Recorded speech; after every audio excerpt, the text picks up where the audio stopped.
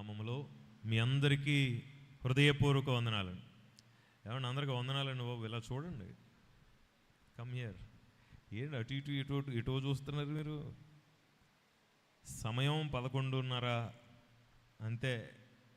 ఇంకా చాలా సమయం ఉంది మనం దేవుని సన్నిధిలో గడపడానికి. ఇక్కడ స్తోత్రం కలుగును గాక. మీ పక్కనున్న వారికి ఒకసారి వందనాలు చెప్పండి, ప్రేమగా వందనాలు చెప్పండి. దేవుడిని ఆశీర్వదించును గాక అని చెప్పండి. నీకు సమాధానం కలుగును గాక అని చెప్పండి. Praise the lord. ఎంతమంది దేవుని మాట వినడానికి సిద్ధంగా ఉన్నారు? చెప్పండి, దేవా నాతో మాట్లాడు అని చెప్పి ఒకసారి. ఈరోజు రాత్రి మరొక పర్యాయము దేవుడు మనకిచ్చిన కృప చొప్పున కొద్ది సమయం దైవ సన్నిధిలో గడపడానికి ఈ రాత్రి మీరు వచ్చారు. దేవుడు నిశ్చయంగా మనతో మాట్లాడతాడు. మరి మన మధ్యలో క్రాస్ గాస్పల్ మినిస్ట్రీస్ దైవ సేవకులు, నాకు అత్యంత ప్రియులు రత్నకుమార్ గారు ఉన్నారు.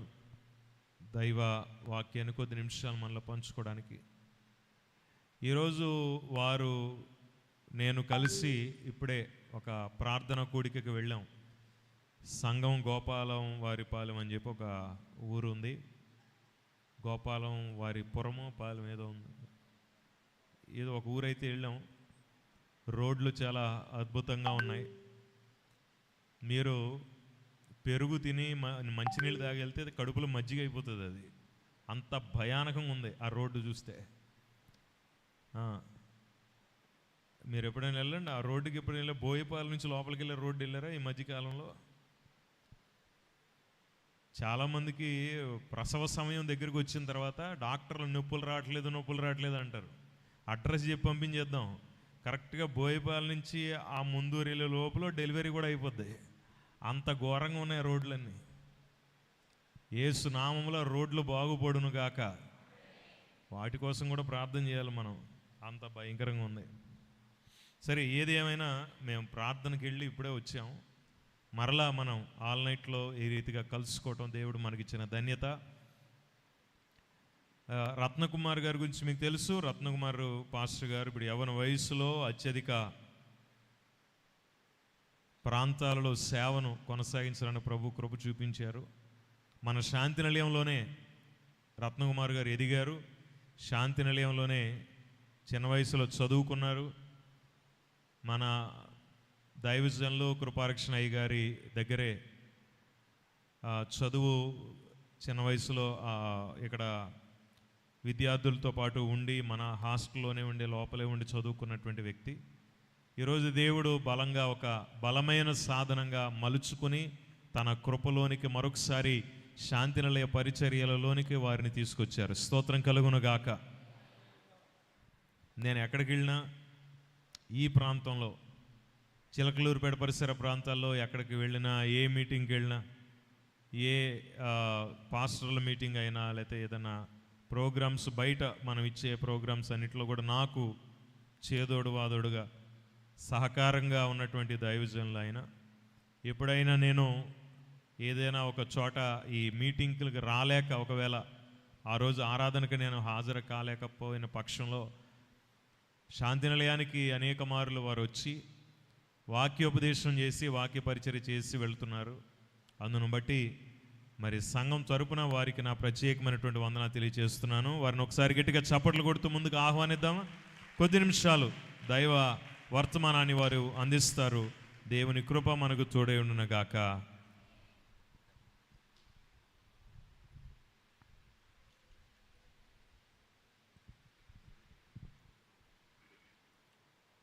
దేవుని యొక్క అతి పరిశుద్ధ నామానికి స్తోత్రం కలుగును గాక. మంచిది పిల్లరా, మరొక పర్యాయం, మరొక తరుణం మీ అందరి ముందు నిలబడే ధన్యత ప్రభువు నాకు ఇచ్చినందుకు ఆ త్రియక దేవునికి హృదయపూర్వకమైన స్తోత్రాలు తెలియజేస్తున్నాను. అదే క్రమంలో ఈ ఆధ్యాత్మిక యాత్రలో అనేక ప్రాంతాలు, దేవుడు అప్పగించిన బాధ్యతలు, వాటన్నిటితో పాటుగా ఈ స్టేట్ వైడ్గా ఉన్న ఫెలోషిప్లో మన పల్నాడు జిల్లాకి అన్నయ్య అధ్యక్షులుగా ఉన్నారు. మరి వారితో పాటుగా కలిసి ప్రయాణం చేయడానికి ప్రభు కృప చూపిస్తున్నారు. అందుని బట్టి కూడా నేను సంతోషిస్తున్నాను. మరొకసారి మీ ముందు నిలబడే ధన్యత ప్రభు ఇచ్చారు. హృదయపూర్వకంగా సంతోషిస్తూ మీ ముందు నిలబడే అవకాశం కల్పించిన అన్నయ్యకి కూడా హృదయపూర్వకంగా వందనాలు తెలియజేస్తున్నాను. మరి ఇంతవరకు పాటలు ప్రార్థన ద్వారా సన్నిధిలో గడిపాం. క్లుప్త వర్తమానాన్ని అందిస్తాను. తర్వాత దైవ సేవకులు కూడా మనతో మాట్లాడతారు. ఈ రాత్రి కూడి వచ్చిన మనందరితో ప్రభువు మాట్లాడును గాక.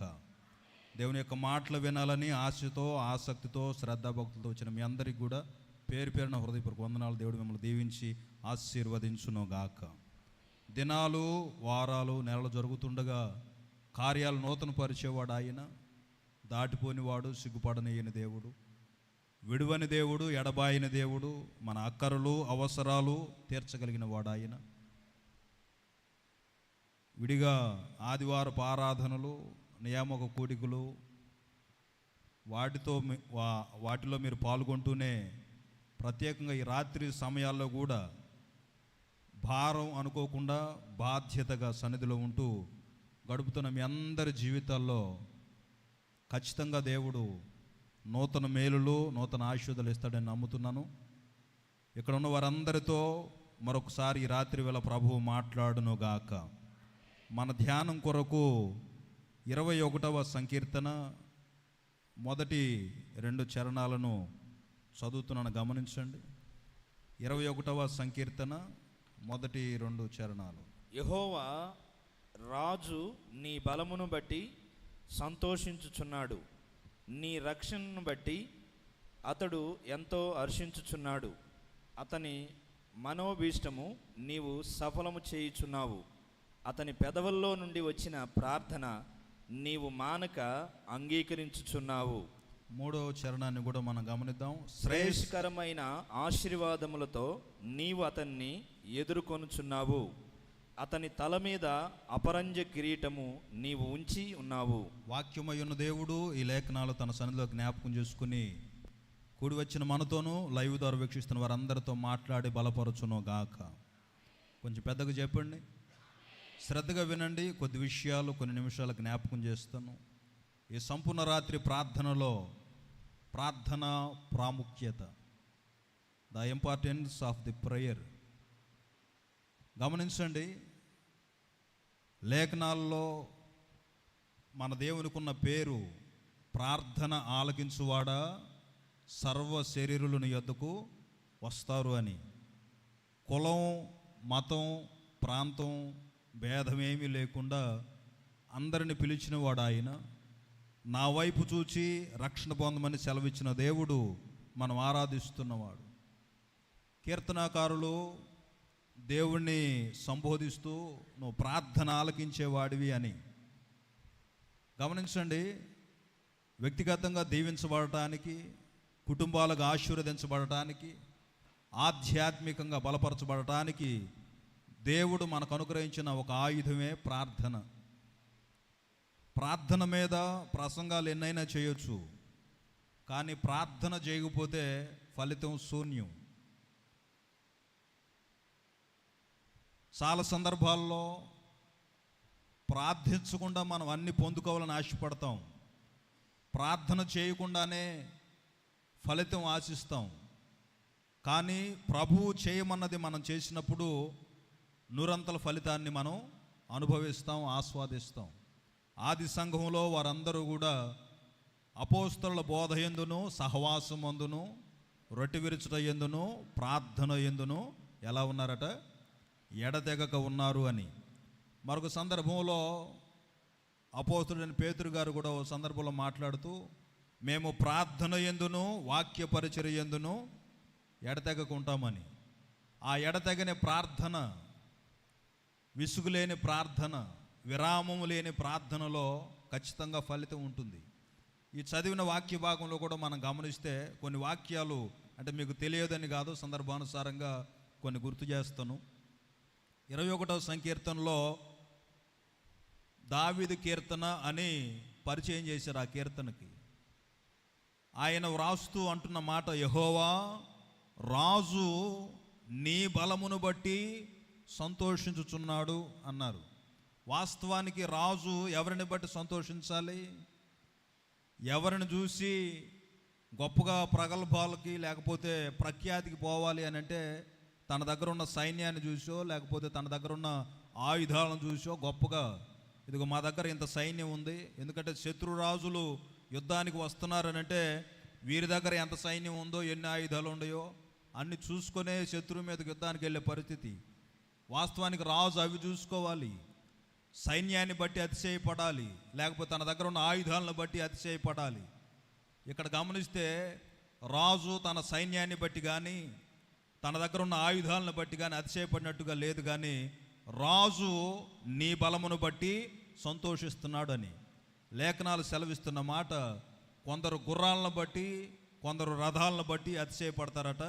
మనమైతే మన దేవుడైన యెహోవా యందు అతిశయపడాలి అనేది లేఖనాలు చెబుతున్న హెచ్చరిక. గమనించండి, ఈ రాజు కూడా ఎవరి బలాన్ని బట్టి సంతోషిస్తున్నాడంటే దేవుని బలాన్ని బట్టి. తర్వాత ఏమన్నారు? నీ రక్షణను బట్టి అతడు ఎంతో హర్షించుచున్నాడు.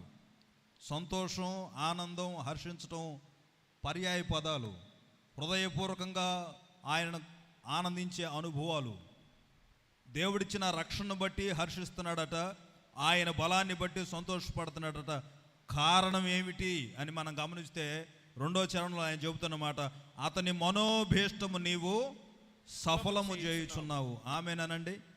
ఈ రాత్రి సన్నిధికి వచ్చిన మీ అందరి మనోభీష్టాన్ని, లైవ్ ద్వారా దేవుని యొక్క వాక్యాన్ని వింటున్న వారి మనోభీష్టాన్ని దేవుడు సఫలపరచును గాక.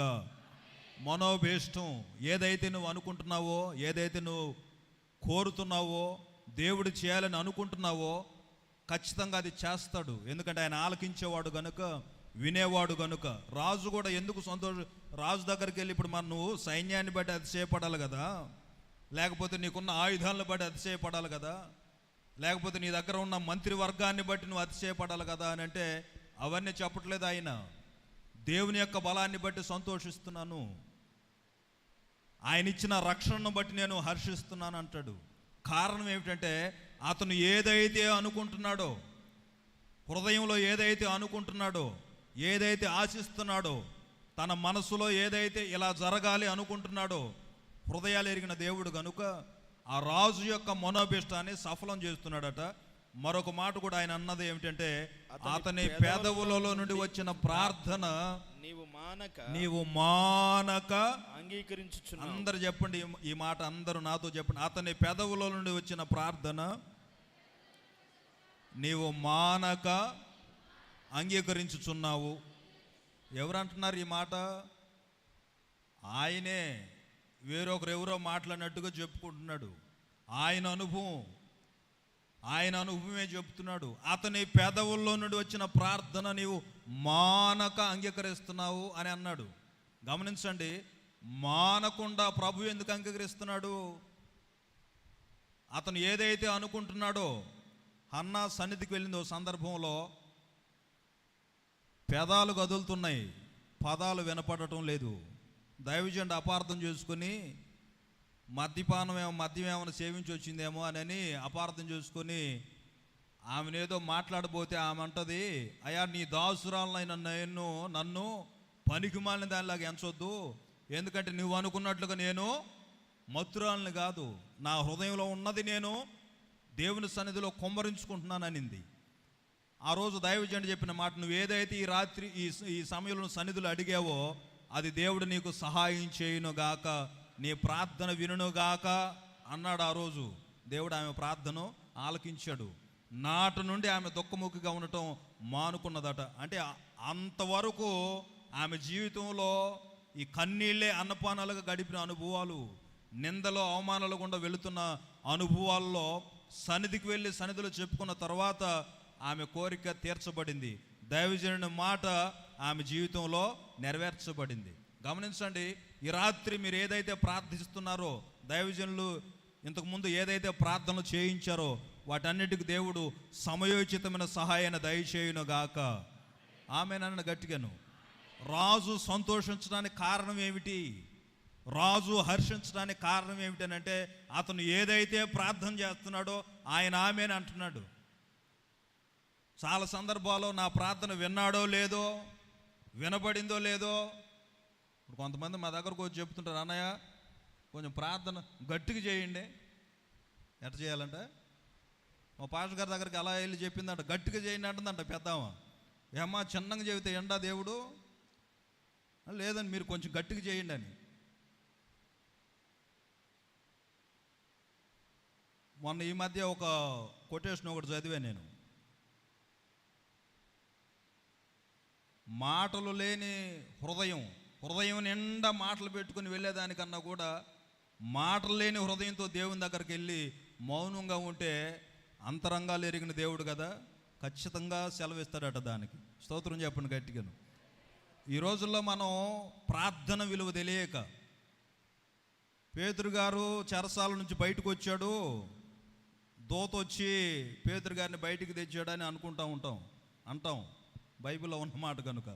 ఆ దూతను కూడా పరలోకం నుంచి తెచ్చింది ఎవరు? ప్రార్థనే.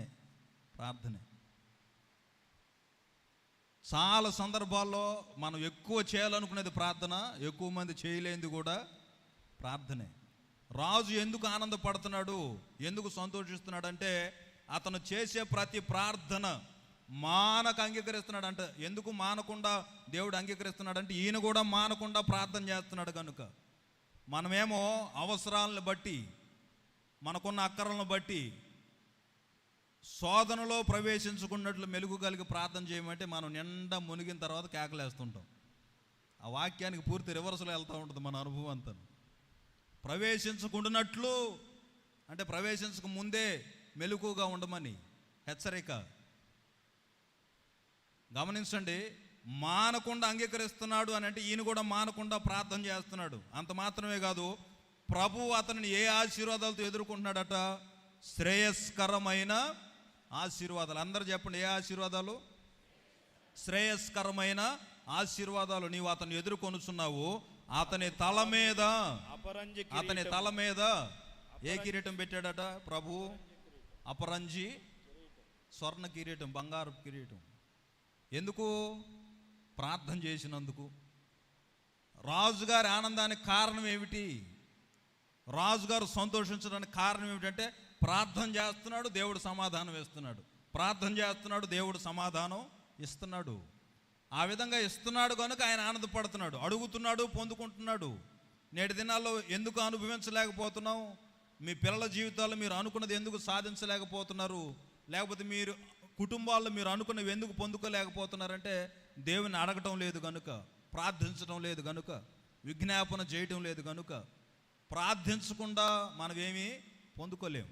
ప్రార్థించాలి. రాజు సైతం ఆయన అంటున్న మాట, ఇదిగో మనోభిష్టాన్ని సఫలం చేస్తున్న నా మనోవాంఛ, నేను ఏదైతే అనుకుంటున్నానో అది దేవుడు తీరుస్తున్నాడు. నా పెదవుల నుండి వచ్చే ప్రతి ప్రార్థనకు ఆయన అంగీకరించి మానకుండా అంగీకరిస్తున్నాడు. నేను కూడా మానకుండా ప్రార్థన చేస్తున్నాను అని. ఆపద మొక్కులు వాడు కాదు మనం ఆరాధన చేస్తున్న దేవుడు, అన్ని వేళలా ఆరాధనకు యోగ్యుడు. ఈ రాత్రి సన్నిధికి వచ్చిన మీరు మీ దైనందిన జీవితంలో, మీ ఆధ్యాత్మిక యాత్రలో, మీ కుటుంబాలు, మీ పిల్లలు, ఉద్యోగాలు, వ్యాపారాలు, ఏ విషయాల్లో మేము మంచి ఫలితాన్ని చూడలేకపోతున్నాం, మేము అనుకుంటుంది ఒకటి, జరుగుతుంది ఒకటి, పిల్లల భవిష్యత్తు గురించి మేము అనుకుంటుంది ఒకటి, మేము ఆశిస్తుంది ఒకటి, జరుగుతుందో మరొకటి అని ఏదైతే మీరు అనుకుంటున్నారో ఆ విధంగా ఒకవేళ అనుమానాలు, అభద్రతా భావం మధ్య వెళతా ఉన్నారేమో, ఈ రాత్రి దేవుడు శ్రేయస్కరమైన ఆశీర్వాదాలతో మిమ్మల్ని ఎదుర్కొనును గాక. మీ పెదవుల నుంచి వచ్చే ప్రార్థన దేవుడు అంగీకరించును గాక. అపరంజి కిరీటం పెడతాడట ప్రార్థనా యోధులకి.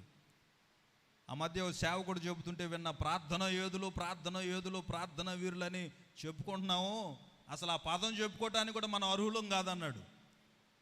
నాకు ఆశ్చర్యం వేసి ఇంకా తర్వాత ఏం చెబుతాడని నేను చూస్తున్నా. నేను ఆయన అంటాడు, మనం ప్రార్థనా యోధులు అనడానికి అసలు అర్హత లేదు. ఎందుకంటే పౌలు గారు ఏమన్నాడంటే, యుక్తముగా ఎలాగో ప్రార్థన చేయాలో మనకు అసలు తెలియదు, ఆత్మ తానే మన పక్షం విజ్ఞాపన చేస్తున్నాడు. అసలు ఎలా ప్రార్థన చేయాలో మనకు తెలియకపోతే మనం ప్రార్థన వీరులు, ప్రార్థన యోధులు అని పెట్టుకుంటే ఉపయోగం ఏముందన్నాడు. నిజమే కదా అనిపించింది.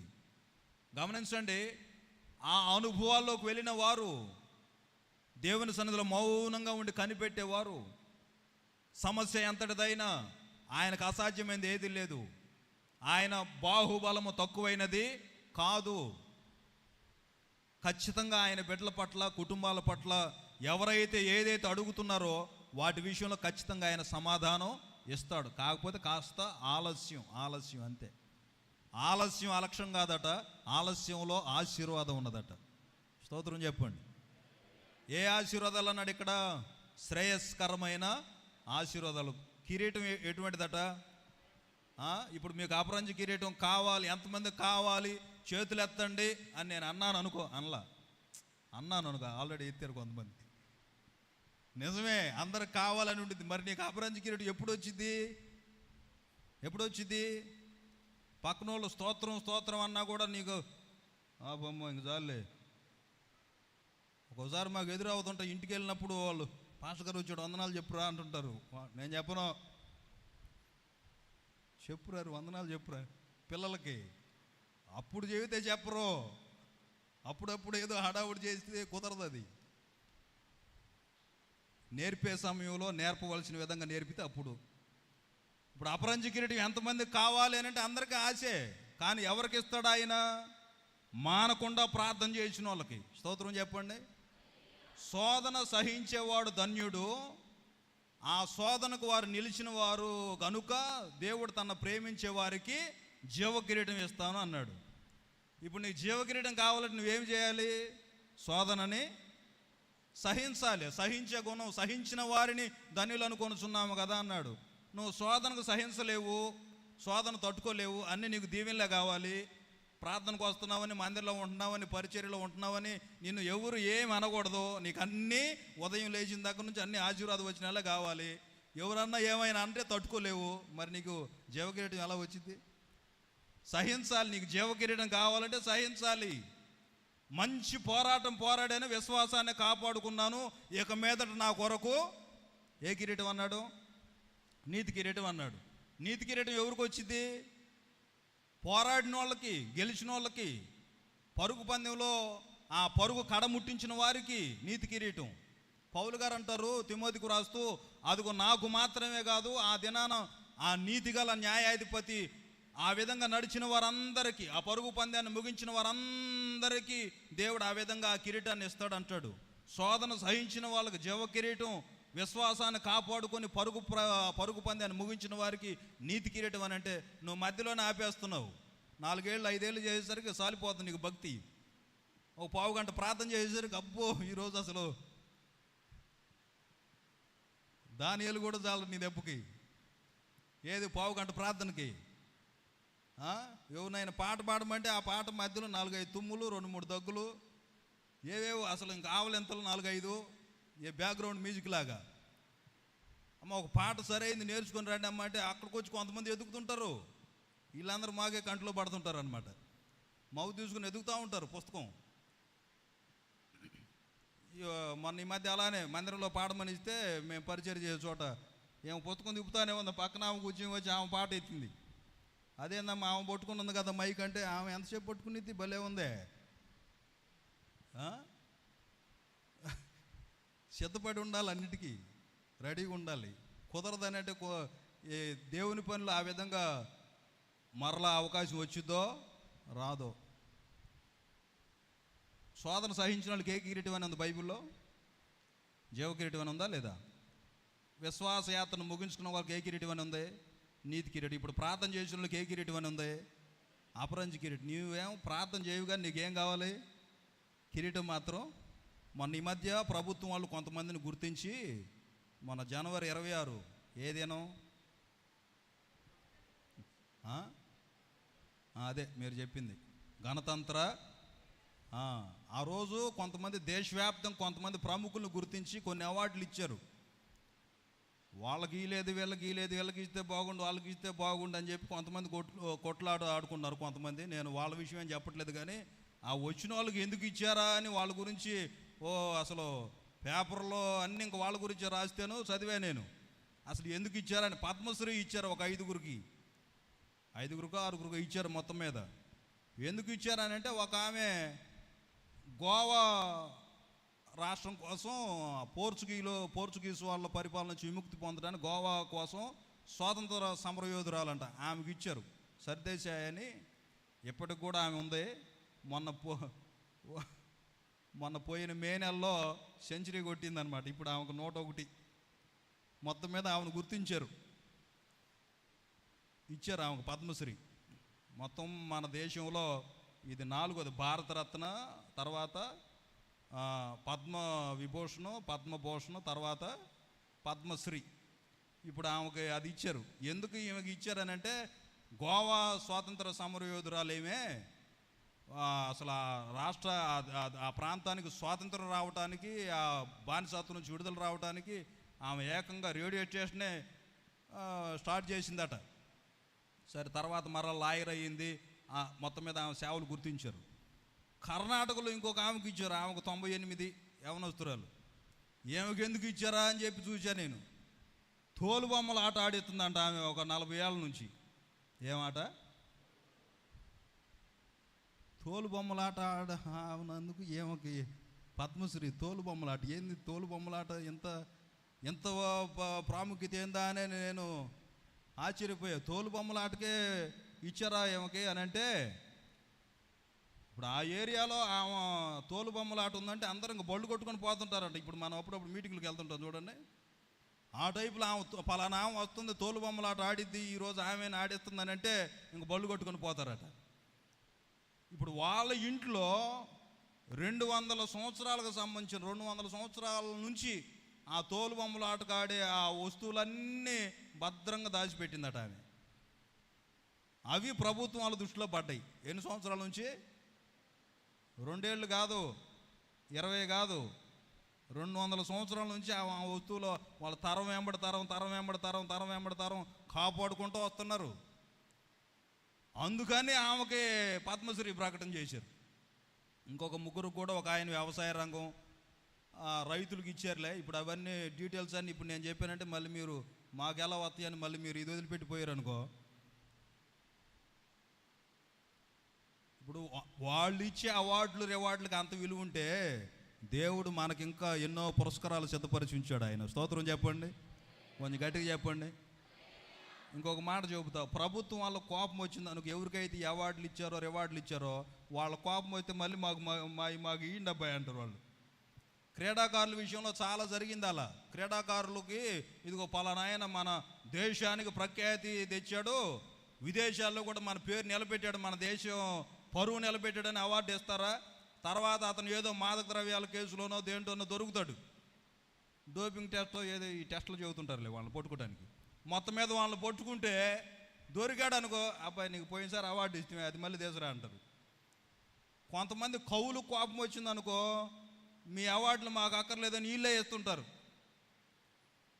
ఇప్పుడు చూడండి, దేశం వాళ్ళు ఇచ్చే అవార్డులకి వాళ్ళ కోపం వచ్చినా ఇబ్బందే, ఇది తీసుకున్న వాళ్ళ కోపం వచ్చినా ఇబ్బందే. ఇప్పుడు దేవుడు మన కొరకు సిద్ధపరిచిన అవార్డులు అవి కాదు. ప్రార్థన చేసిన వాళ్ళకి అపరంజ కిరీటం, ఆమేనండి. శోధన సహించిన వాళ్ళకి జీవ కిరీటం, ఆమేనండి. విశ్వాస యాత్రను పరుగు పందాన్ని ముగించిన వాళ్ళకి నీతి కిరీటం ఉంచాడు ఆయన, ఆమేనండి. అవి పొందుకోవాలంటే ప్రయాసపడాలి. ఇవి అన్నీ ఊరక మాటలతో వచ్చాయి కాదు. మానక ప్రార్థన అంగీకరిస్తున్నాడు అని అంటే ఆయన మానకుండా చేస్తున్నాడు కనుక. సమూయేలు గారు ఒక మాట అంటున్నాడు చూడండి. సమూయేలు మొదటి గ్రంథం ప్రార్థన గురించి ఆయన చెబుతున్న శ్రేష్టమైన మాట 12వ అధ్యాయం. సమూయేలు మొదటి గ్రంథం 12వ అధ్యాయం 23వ వాక్యం గమనించండి. సమూయేలు మొదటి గ్రంథం 12:23. నా మట్టుకు నేను నీ నిమిత్తము మీ నిమిత్తము ప్రార్థన చేయుట మానుట వలన యెహోవాకు విరోధముగా పాపము చేసిన వాడు నగుదును. అది నాకు దూరమగును గాక. కానీ శ్రేష్టమైన చక్కని మార్గాన్ని మీకు బోధింతును. ఆయన మీ కొరకు ఎన్ని గొప్ప కార్యములు చేసెనో అది మీరు తలంచుకొని మీరు యెహోవా యందు భయభక్తులు కలిగి నిష్కపటములై పూర్ణ హృదయముతో ఆయనను సేవించుట ఆవశ్యకము. స్తోత్రం చెప్పండి గట్టిగాను. హల్లెలూయా. సమూయేలు గారు అక్కడ ఉన్న జనులతో చెబుతున్న మాట, నా మట్టుకు నేను మీ నిమిత్తం ప్రార్థన చేయటం మానుట వలన యెహోవాకు విరోధముగా పాపము చేసిన వాడు నగుదును, అది నాకు దూరమగును గాక.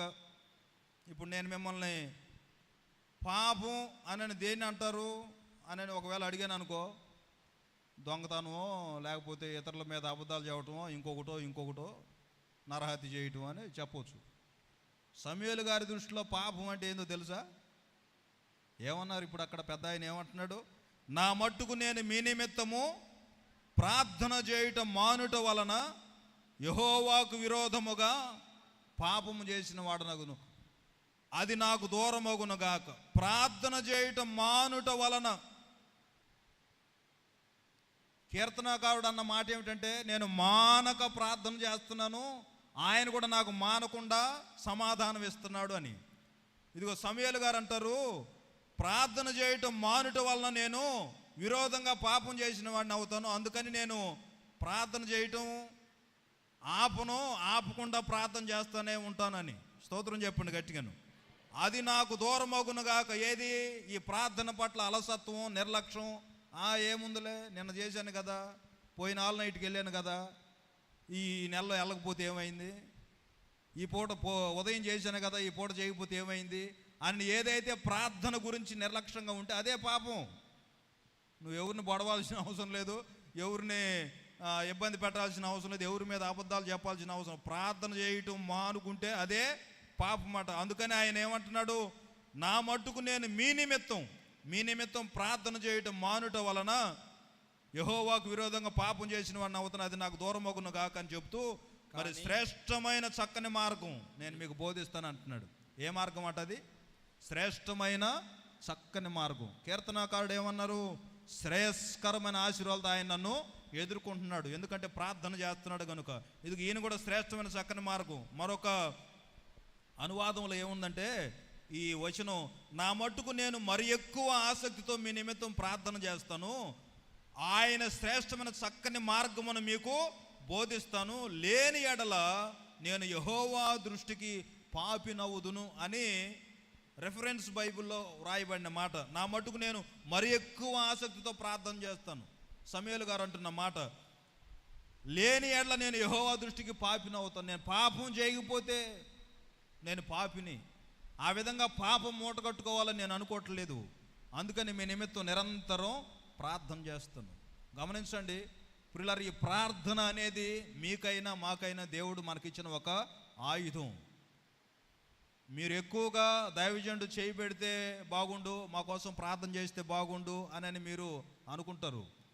మంచిదే, ఆశించడం మంచిదే. దైవజనులు మీకోసం ప్రార్థించడం ద్వారా దీవించబడతారు, మేలు అనుభవిస్తారు, సాక్షులు నిలబడతారు, మంచిదే.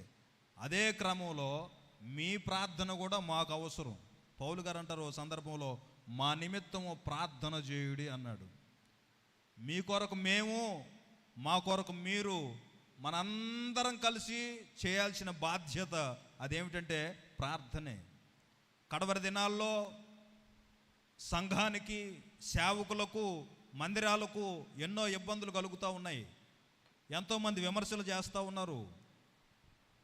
మనదేముందులే, మనకేముందులే, మనం బాగున్నాము కదా అనుకునే రోజులు కావివి. ఎప్పుడు ఏ వైపుగా ఏ శోధన వస్తుందో, ఏ ఇబ్బంది కలిగిద్దో అనే ప్రమాదకరమైన పరిస్థితులు మనం వెళ్తూ ఉన్నాం. మరి వీటన్నిటిని దాటుకొని మనం వెళ్ళాలి అని అంటే మనకున్న ఏకైక ఆయుధం ఏమిటి? ప్రార్థనే. మానని ప్రార్థన మనకు అవసరం. అద్భుతాలు చూసే ప్రార్థన మనకు అవసరం. నేను మీకు శ్రేష్టమైన చక్కని మార్గాన్ని బోధిస్తాను. అదేమిటంటే, దేవుడు మీ కొరకు ఏవేవి చేశాడో అవి తలంచుకొని దేవుని యందు భయభక్తులు కలిగి నిష్కపటులై, కపటం లేని హృదయంతో, పూర్ణ హృదయంతో, ఎటువంటి కపటం లేకుండా యథార్థంగా, ఎందుకంటే యథార్థవంతుల ప్రార్థన ఆయనకి ఆనందకరమట. స్తోత్రం చెప్పండి.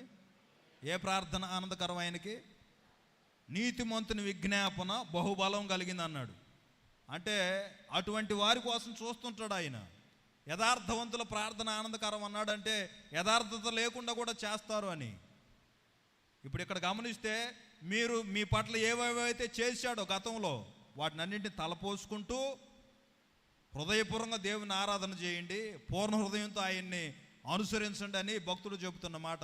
నేను మీకోసం అదే విధంగా ప్రార్థన చేస్తానో మీరు కూడా ఆ విధంగా ప్రార్థన చేయండి. సమూయేలు గారు ఏదైతే చేస్తున్నాడో అదే చెప్తున్నాడు జనాంగానికి కూడా. గమనించండి, నేటి దినాల్లో మనం ఏదో కేవలం ప్రార్థనా యోధులమి, ప్రార్థనా వీరులమి అని పేరు పెట్టుకొని సంబరపడే పరిస్థితులు కావివి. దేవుని సన్నిధిలో నిజంగా యథార్థంగా హృదయపూర్వకంగా ప్రార్థించాల్సిన అనుభవాలు ఉన్నాయి.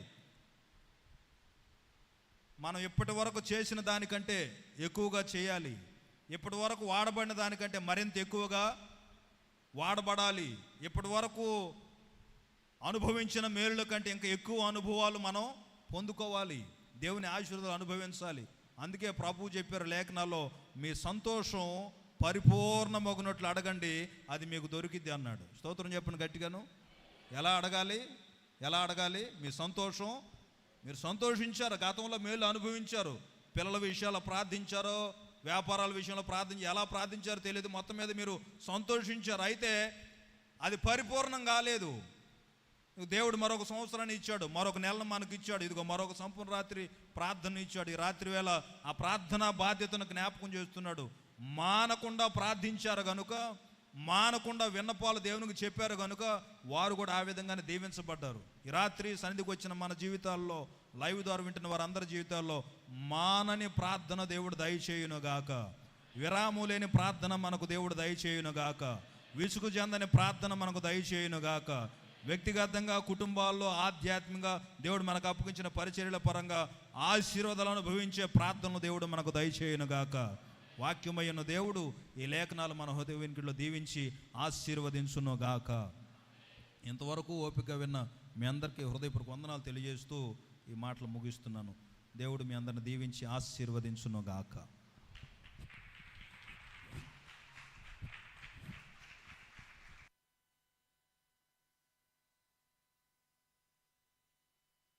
Praise the lord. ఒకసారి గట్టిగా దేవునికి స్తోత్రం చెప్పండి. హల్లెలూయా.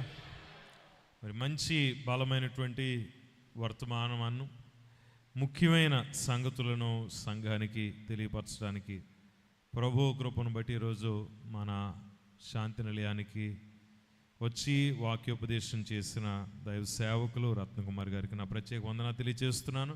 మరొకసారి గట్టిగా చప్పట్లు కొడుతూ దేవునికి స్తోత్రం చెప్దామా.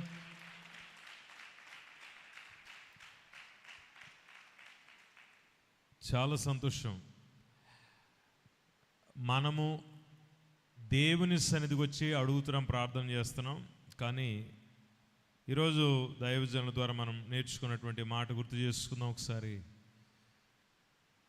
ప్రార్థన చేయటం, పొందటం, ఈ రెండు ప్రత్యేకమైన కార్యక్రమాలు. ఈరోజు మీరు ప్రార్థన చేసి పొందేవారిగా ఉండాలి. ఆమేన్ చెప్పండి ఒకసారి.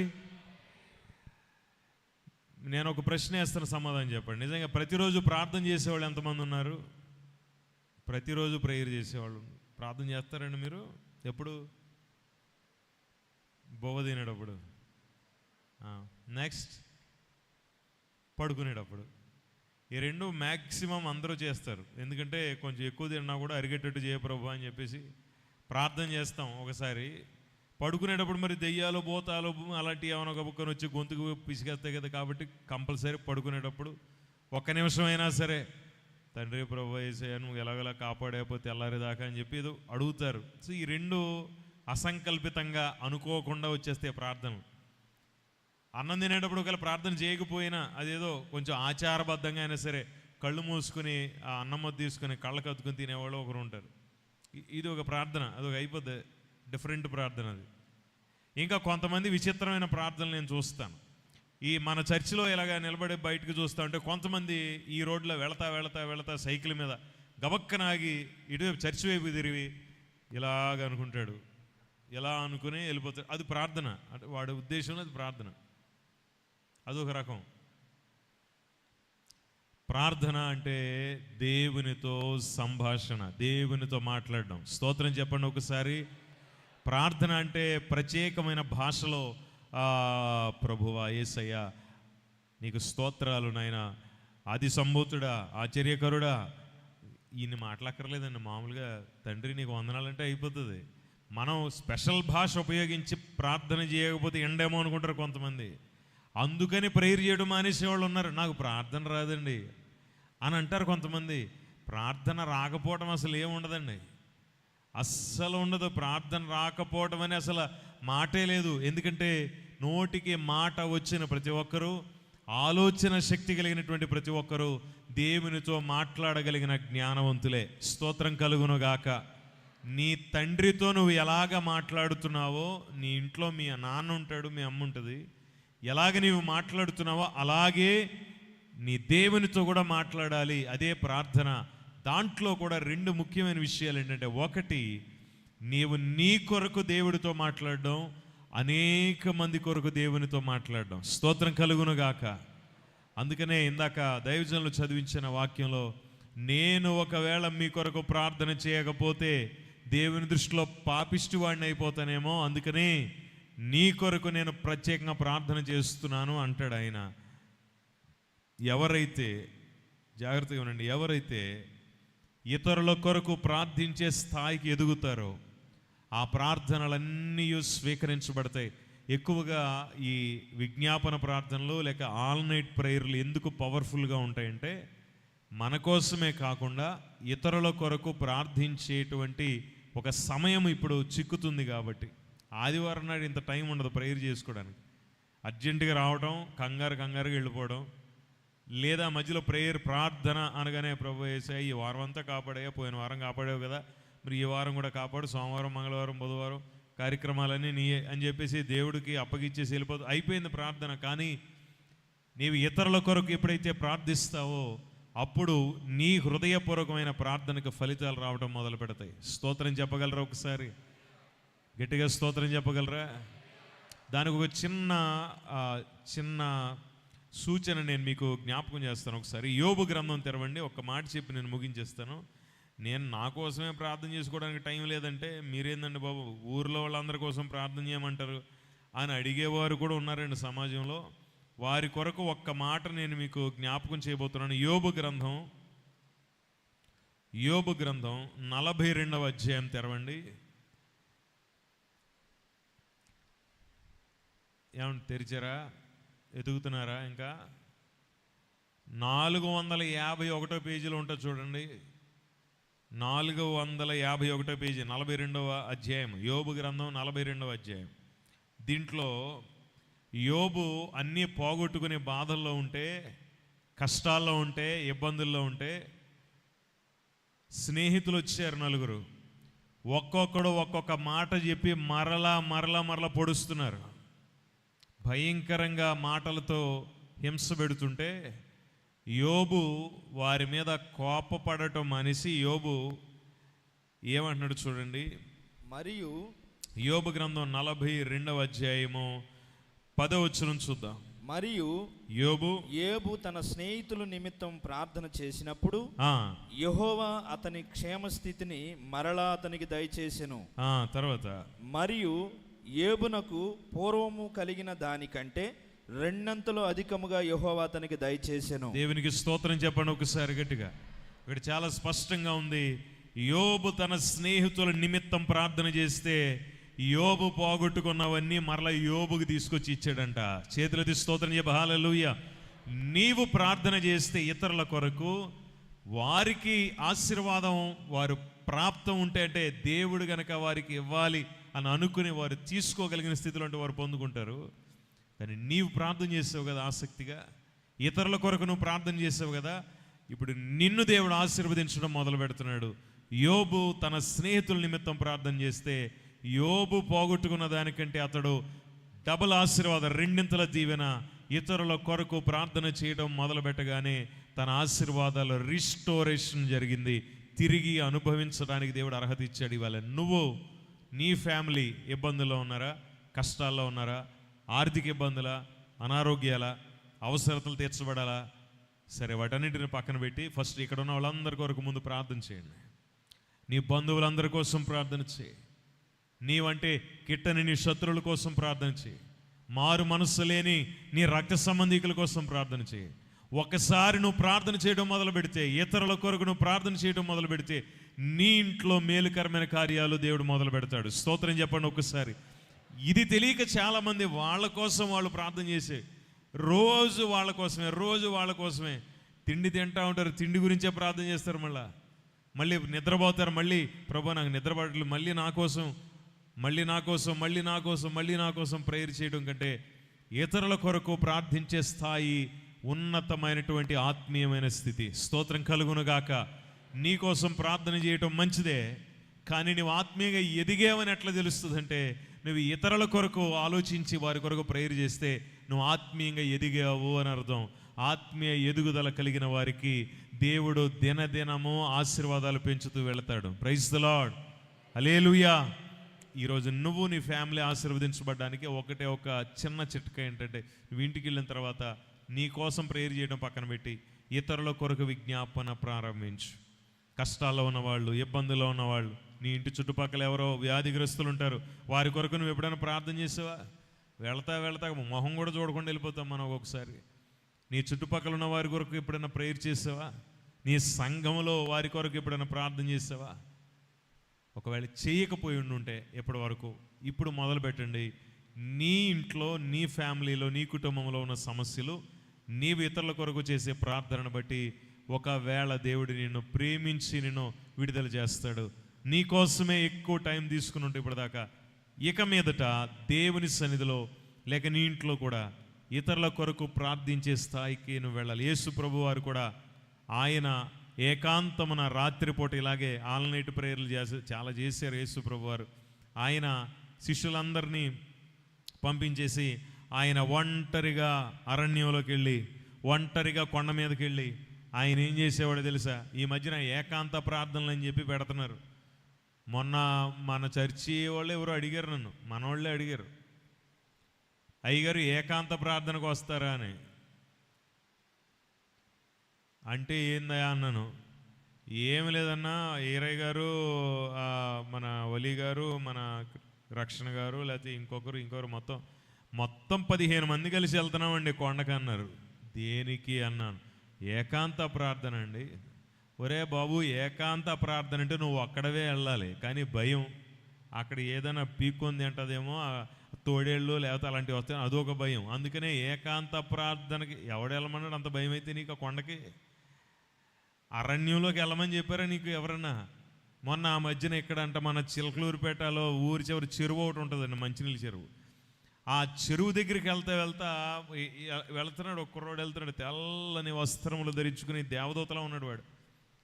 అనా వందనాలు అన్నాడు. ఎక్కడికి రానన్నాను. ఏకాంత ప్రార్థన అన్నాడు.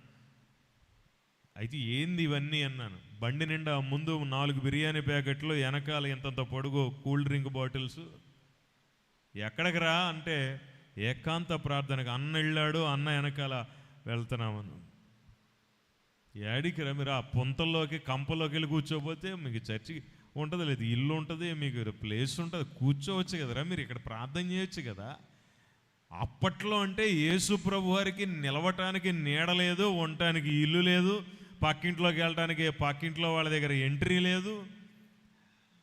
పోని ఎక్కడ రోడ్డు మీద ఉండి ప్రార్థన చేసుకుందామంటే జన ప్రవాహం ఆపలేకపోతున్నాం, ఆయన మీద వచ్చి పడిపోతున్నారు. ఈ బాధలు తట్టుకోలేక ఆయన అరణ్యంలోకి వెళ్ళి ప్రార్థన చేశాడు. అందుకని ఏకాంత ప్రార్థన. నీ అంట ఎవరు పడుతున్నాడు ఇప్పుడు? కుక్కను కదిలిచ్చినా కూడా కుక్క నీ ఎంట పడదు ఇప్పుడు, ఎందుకంటే దాని పని దానికి ఉంది బిజీగా. ఇప్పుడు నీ అంటే ఎవరు పడుతున్నారు? నువ్వు అరణ్యంలో పోయి ఏకాంత ప్రార్థన అంటున్నావు. నువ్వు ఇంట్లో ప్రార్థన చేసుకోలేవా? ఇంట్లో ప్రార్థన చేసుకోవడం కష్టం వాళ్ళకి, ఎందుకంటే ఇంట్లో కొంచెం ప్రాబ్లమ్స్ ఉంటాయని వాళ్ళని మనం అర్థం చేసుకోవాలి. ఏకాంత ప్రార్థన అంటే కుప్పలుగా గుంపులుగా వెళ్ళి మళ్ళీ అక్కడికి వెళ్ళి కూర్చుని వీళ్ళింటి విషయాలు వాళ్ళింటి విషయాలు మాట్లాడుకుంటే ఏకాంత ప్రార్థన కాదు.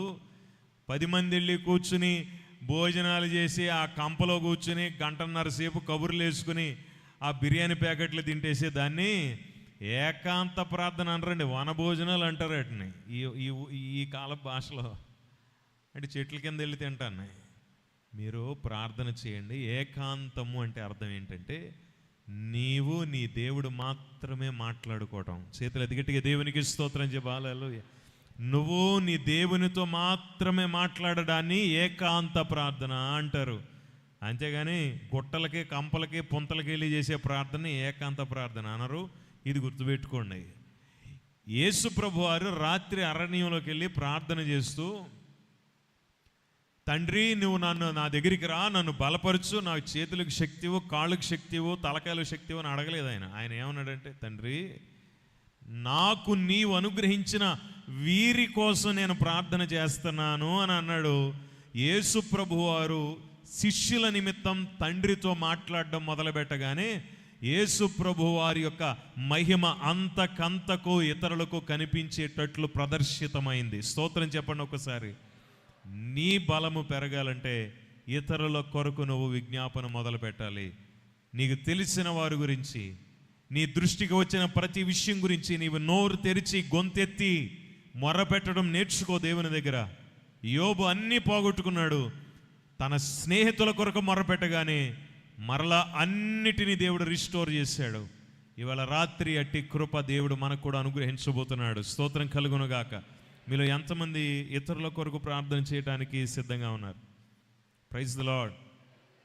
చాలా బోరు కొడుతుందండి ఇతరుల కొరకు ప్రార్థన చేసేటప్పుడు. ఎందుకంటే ఇతరుల కొరకు ప్రార్థన చేయాలంటే మనకు వాళ్ళ గురించి ఏం తెలియదు, ఏమని ప్రార్థన చేస్తాం. మొన్న ఒక ఆవిడతో చెప్పాను నేను, అమ్మా నువ్వు విజ్ఞాపన చేస్తున్నావా ఇతరుల కొరకు అని. అయ్యగారు విజ్ఞాపన అంటే నాకు చాలా ఇష్టం ఉంది. సరే విజ్ఞాపన చేయడానికి ఆదివారం విడి రోజుల్లో చర్చికి రామా, విజ్ఞాపన చేయి, చర్చిలోకి వచ్చాను. అయ్యగారు విజ్ఞాపన మంచిదే కదా, చాలా మంచిది, విజ్ఞాపన చేయి, నువ్వు ఇతరుల కొరకు ప్రార్థన చేస్తే నీ ప్రార్థన దేవుడు వింటాడు.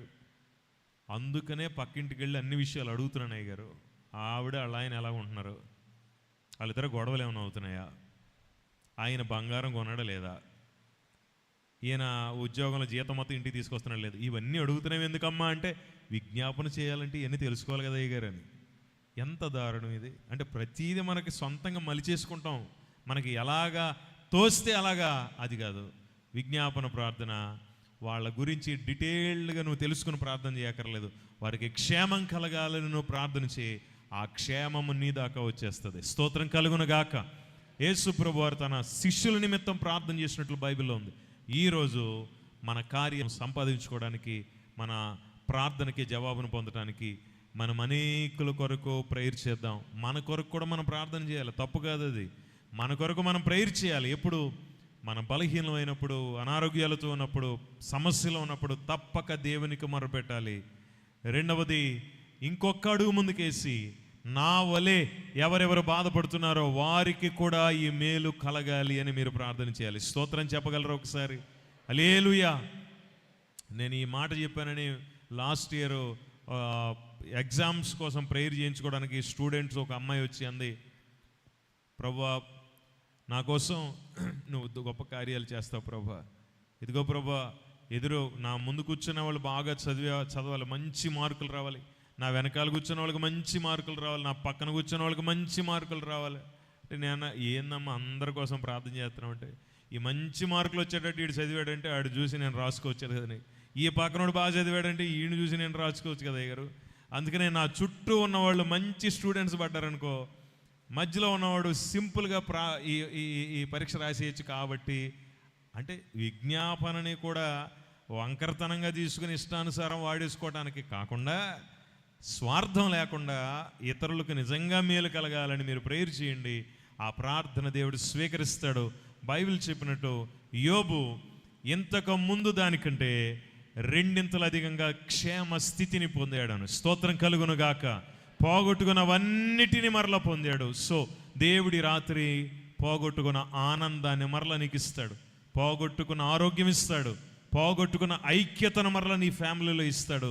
దేవుడు నీకు వాగ్దానం చేస్తున్నాడు. మనుషులు వాగ్దానం చేస్తే మర్చిపోతారు. దేవుడు వాగ్దానము భూమి తలకిందులైపోయినా దేవుని వాగ్దానము, దేవుని మాట నిరంతరం ఒకేలా ఉంటుంది. ఆయన నిన్న నేడు రేపు ఏకరీతిగా ఉన్న దేవుడు. అట్టి దేవుడు మనందరి ప్రార్థనలకి జవాబు ఇవ్వబోతున్నాడు. ఈ మాటలను దేవుడు దీవించి ఆశీర్వదించి మనలో ఫలింపచేయునుగాక. ఆమెన్. అందరూ దయచేసి లేచి నిలబడదాం, ప్రార్థన చేద్దాం. ఈ రాత్రి నా కోసము ప్రార్థన చేయాలి, నీ కోసం ప్రార్థన చేయాలి, నీ పక్కనున్న వారి కోసం ప్రార్థన చేయాలి, నీ కుటుంబీకుల కోసం ప్రార్థన చేయాలి, నీ రక్త సంబంధికుల కొరకు ప్రార్థన చేయాలి. విజ్ఞాపన కలిగిన మనస్సు కావాలి. ఇతరుల కొరకు భారము కలిగి విజ్ఞాపన చేసేటువంటి భారభరితమైన ప్రార్థన నీకు ఉండాలి. అట్టి ప్రార్థనలు దేవుడు స్వీకరించి జవాబిస్తాడు. ఇట్టి కృప ఇక్కడ ఉన్న ప్రతి ఒక్కరికి దేవుడు అనుగ్రహించునుగాక. ఒకసారి గట్టిగా స్తోత్రం చెప్పగలరా?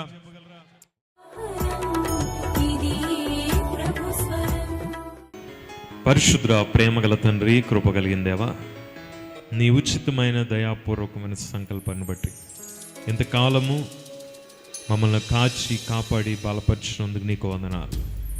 ఈరోజు నీ సన్నిధిలో గొప్ప సాక్షులమై ఉండి నీ వాక్యాన్ని విని అందును బట్టి బలపడటానికి మాకు ఇచ్చిన అవకాశంను బట్టి నీకు స్తోత్రాలు.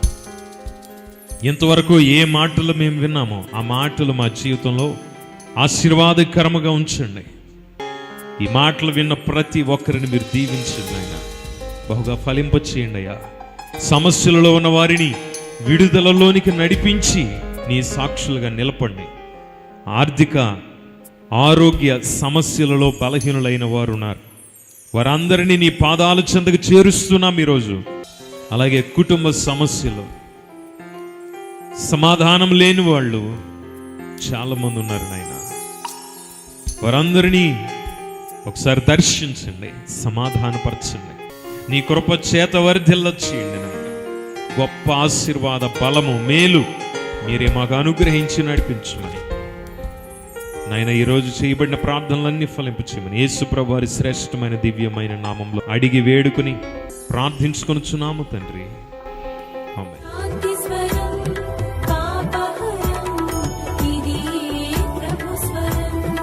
మన శాంతి స్వరం ఆధ్యాత్మిక దేవుని వాక్యాలు ఇప్పుడు యూట్యూబ్ ద్వారా, అలాగే ఫేస్బుక్ మరియు ఇన్స్టాగ్రామ్ ద్వారా కూడా అందించబడతా ఉన్నాయి. మేము మీకు అందించేటువంటి ప్రతి లైవ్ కార్యక్రమం, అలాగే నూతనమైనటువంటి అనేకమైన మెసేజ్లు ఈ యూట్యూబ్ ఛానల్ ద్వారా మీకు అందించబడతాయి. తప్పకుండా యూట్యూబ్ ఛానల్ శాంతి స్వరంని మీరు సబ్స్క్రైబ్ చేయండి. అలాగే నోటిఫికేషన్ల కోసం బెల్ ఐకాన్ని తప్పకుండా ప్రెస్ చేయండి. అలాగనే ఫేస్బుక్ మరియు ఇన్స్టాగ్రామ్ ద్వారా కూడా దేవుని వాక్యం అందించబడుతుంది. తప్పకుండా శాంతి స్వరం అనేటువంటి పేజ్ని మీరందరూ సబ్స్క్రైబ్ చేయాలని, మరి దేవుని యొక్క వాక్యాలను ప్రతిదినం మీరు పొందాలని ప్రభు పేరిట మేము కోరుతున్నాం. మీరు బలపరచబడండి, మరి అనేకులు మీరు బలపరచండి. దేవుని కృప మీకు తోడేయునుగాక. ఆమేన్.